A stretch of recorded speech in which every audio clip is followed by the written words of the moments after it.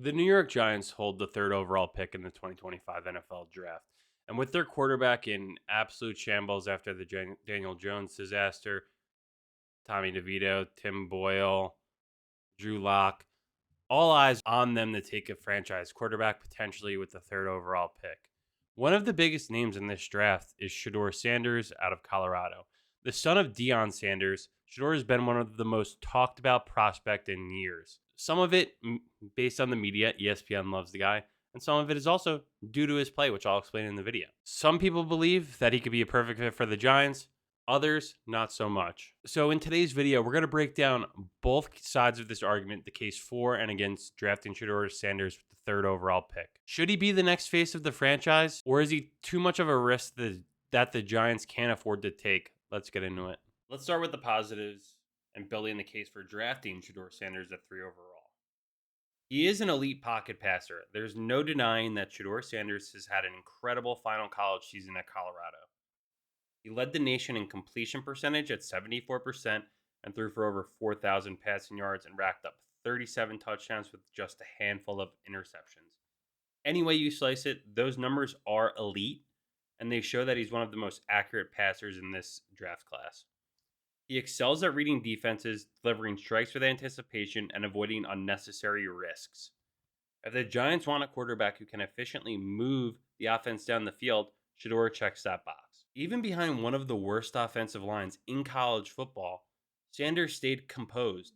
He was constantly under siege. Colorado allowed the most sacks in the country, but he managed to produce.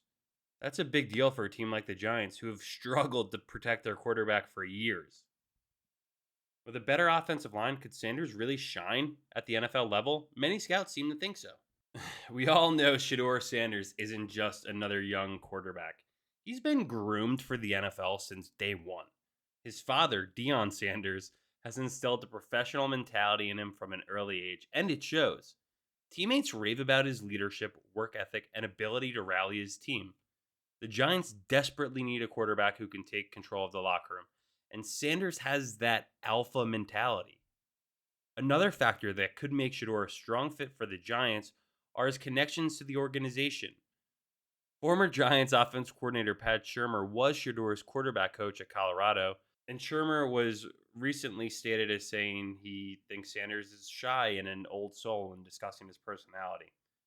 While that might not sound like a big deal, it does bring up an interesting question. Is he ready for the New York media? Even Eli Manning, the last true franchise quarterback the Giants had, was a quiet guy who did let his play do the talking.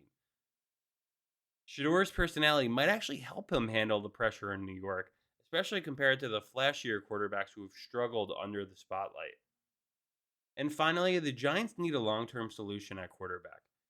Obviously, Daniel Jones didn't work out. We've talked about it to where we were blue in the face. So moving forward, they could still sign a veteran bridge quarterback. That doesn't necessarily solve for the future. If the Giants believe in Shedeur's talent and they think he's the best quarterback available, Joe Shane and Brian Dable must pull the trigger. Now let's flip the script. Why shouldn't the Giants draft Shedeur Sanders? Playing quarterback for the New York Giants isn't playing like anywhere else. The media scrutiny is brutal, and the fan base has zero patience for failure.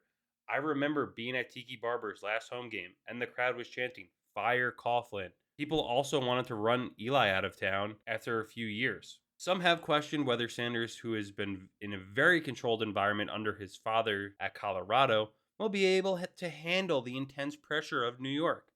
If he struggles early, will he be able to bounce back? And that's the thing with the garbage New York media in general. They just take one thing and run with it and create these sort of PR based storylines that are hard to shake. One of Shedeur's biggest flaws is his tendency to hold on to the ball for too long. Yes, Colorado's offensive line was terrible, but he took a ton of sacks because he wasn't getting the ball out quick enough. Maybe that helped in terms of not forcing throws and having more turnovers, which is why he had a low interception number. But it does become a drive killer, especially in the NFL, once you're taking sacks on second and obviously third down, then punting. In the NFL, where defense are even faster, this could be a huge problem. And the Giants' offensive line hasn't been elite in any way, shape, or form, probably since what, 2012? So will he be able to adjust? Shedeur is not a dual threat quarterback. While he can extend plays occasionally, he doesn't have that elite athleticism as some of the other quarterbacks available in this draft and years previously. In today's NFL, where mobility is a huge asset, like Lamar Jackson, like Josh Allen, will Sanders' more traditional style hold him back? And here's the big question: is Shedeur Sanders really worth the third overall pick? Some scouts have him as the fourth or fifth best quarterback in his class. If the Giants are going to spend such a high draft pick on a quarterback, they need to find the best option available. Or should they consider taking a top defensive player like Abdul Carter or Travis Hunter, and then look for a quarterback later in the draft? So, should the Giants draft Shedeur Sanders? It all depends on what they think his ceiling is.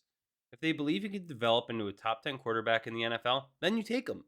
But if there's any doubt, the Giants cannot afford to make another mistake at quarterback.